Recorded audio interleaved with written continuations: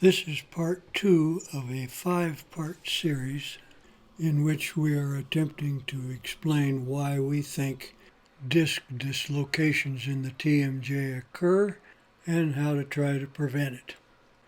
To review, there are terms which require a definition. The vertical holding fulcrum is defined as the most anterior occlusal contact between posterior teeth. It is usually the lower first premolar cusp tip in the mesial fossa of the upper first premolar. The function of the VHF is to maintain the vertical dimension during occlusal correction procedures. It is utilized the same way whether one's dealing with an orthotic or an equilibration. Again, for review, these are the terms that we use for movement of the condyle within the fossa. The detrusion-surtrusion terminology is stolen from Dr. Harvey Stollard, who was the father of gnathological terminology. Using this concept of the VHF is essential during the removal of the interferences to surtrusion because the VHF acts as the pivot point around which the plane of occlusion rotates as the condyle rises toward the eminence. Whenever we alter occlusion, the position of the mandible relative to the maxilla changes. The vertical dimension and the plane of occlusion are most likely altered. How these occlusal surface corrections are handled can have a very large effect on both the condyle disc position within the fossa and the amount of tooth structure lost in the process. Understanding the rotational function of the VHF allows us to achieve the desired result with a minimum loss of tooth structure. An understanding of how this VHF rotation occurs while breaking down and reprogramming the existing engrams also allows us to achieve ideal positioning of the disc and condyle within the fossa. The utilization of the VHF is the vital concept that is necessary to achieve both goals. Dr. Bob Wilson figured this out using his ability to visualize mandibular movement in 3 dimensions. This diagrammatically illustrates the fulcrum principle.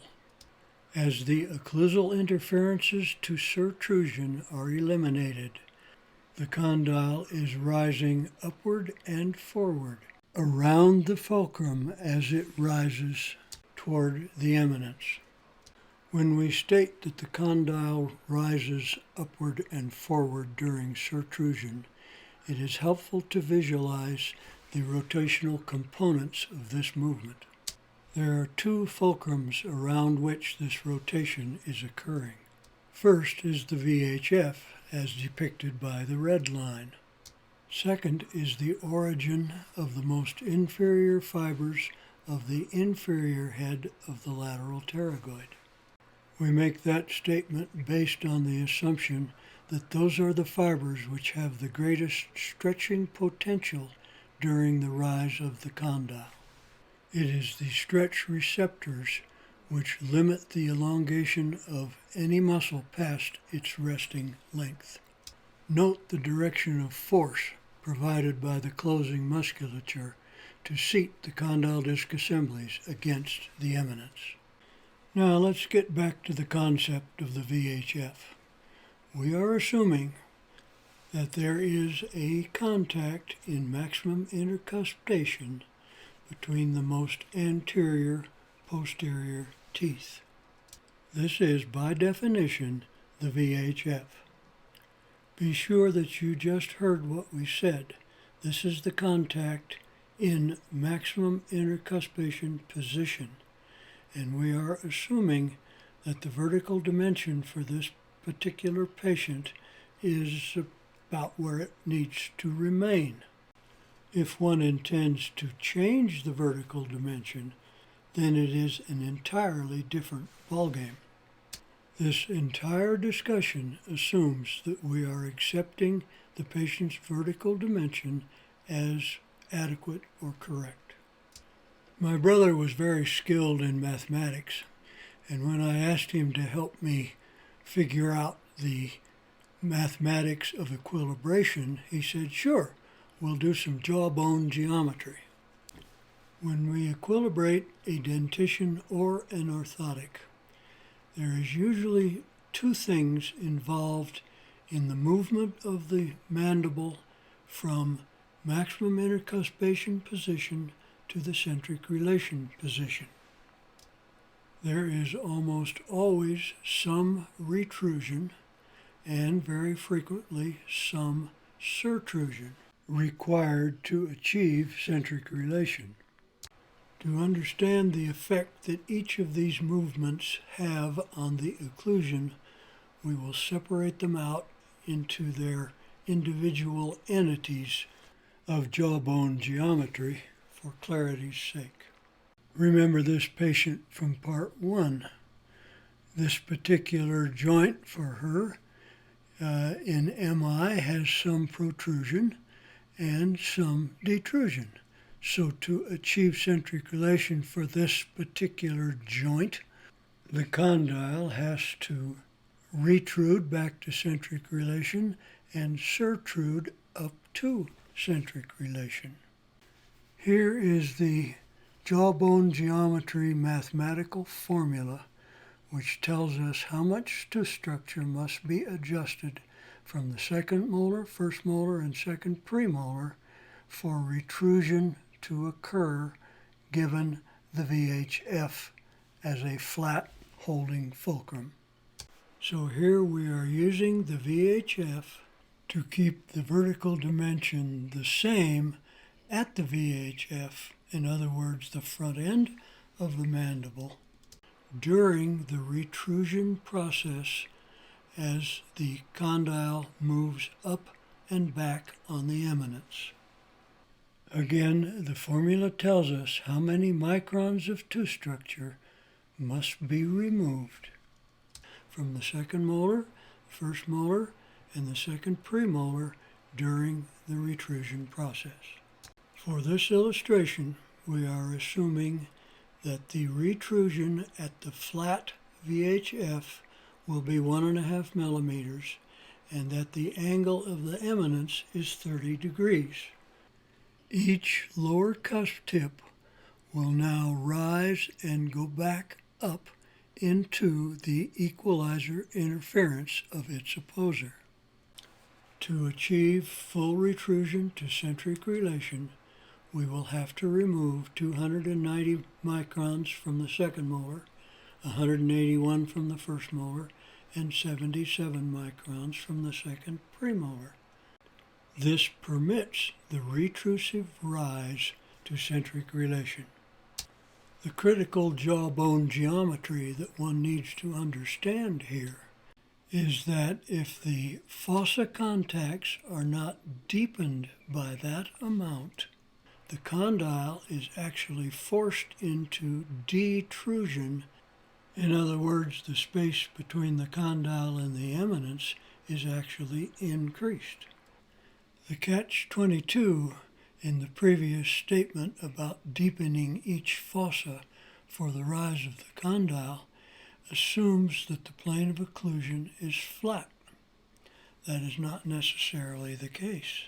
If the curve of Spee, as depicted by this red arc, happens to project exactly to the angle of the eminence, then those fossae would not need to be deepened at all. They would merely be extended in the plane of the curve of Spee. In the box in the upper left is a golden ratio spiral. That is the curvature which was used in the previous illustration. The reason it was used is that there are many, many ways in which the human body conforms to phi ratio proportions.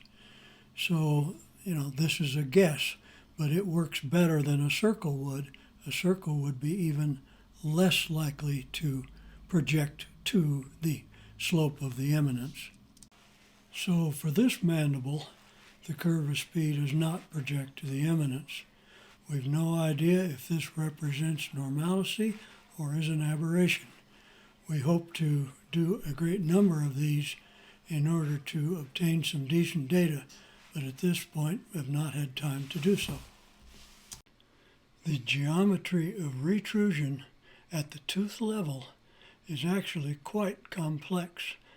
That is one of the reasons why a precise equilibration is so difficult to do. Using the VHF to maintain vertical during this retrusive equilibration process will separate the anterior teeth. Because the flat VHF is the rotational fulcrum around which the mandible rotates as the condyle rises in retrusion. Now let's move on to a second scenario.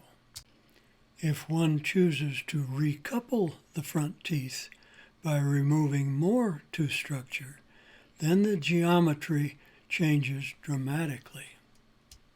This is because the plane of occlusion is now rising both in front and in back.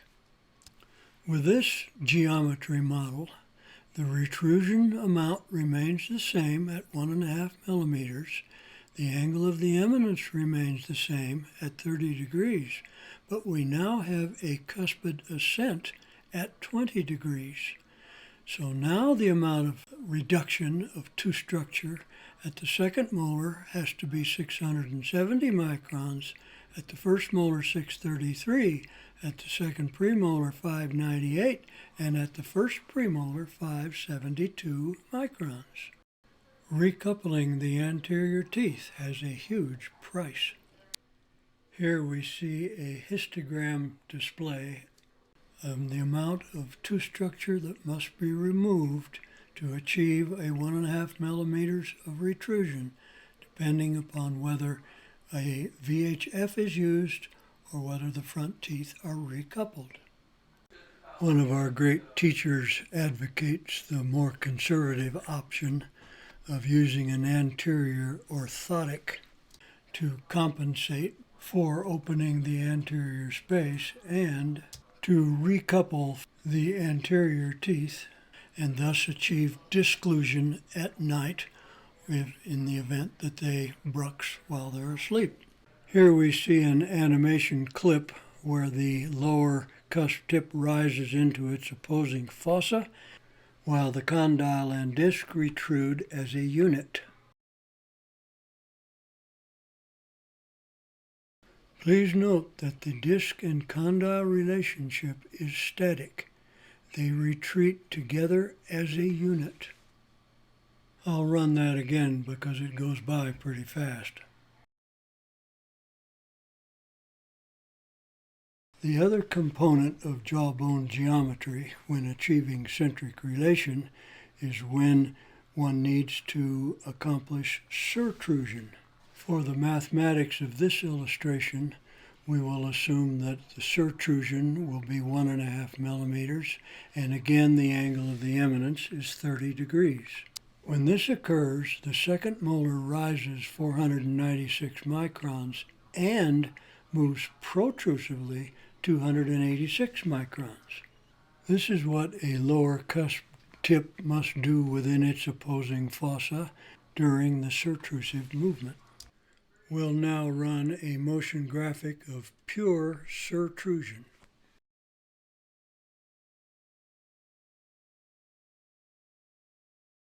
Be sure you notice that the disc is moving retrusively relative to the condyle to reestablish its central fovea posture with the condyle.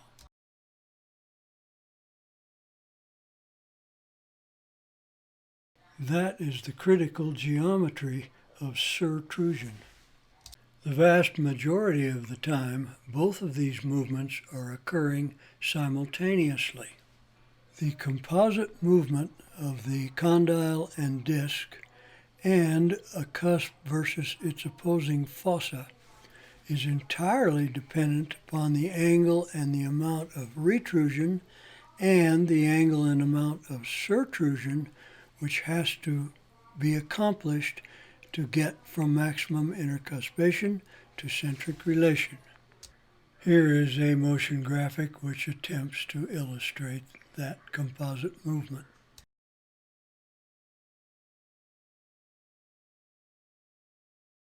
Notice that the condyle is sliding up the eminence, and it is also getting closer to the eminence as the disc retrudes to the central fovea. We'll run it again. So these are the components of jawbone geometry when one chooses to alter the occlusion in order to move the occlusal contacts from those in maximum intercuspation to whatever they must be to achieve centric relation. In summary, when altering the occlusion from MI to CR, the mandibular postural change versus the maxilla depends upon how much, if any, retrusion is required, how much, if any, surtrusion is required, the angle of the eminence, and whether or not the occlusal plane's curve of Spee projects back to the interface of the condyle with the eminence. Also, whether one recouples the anterior teeth or not alters the amount of tooth structure that must be removed. Part 3 of this series will discuss techniques for capturing centric relation and the vertical holding fulcrum technique for equilibrating an orthotic.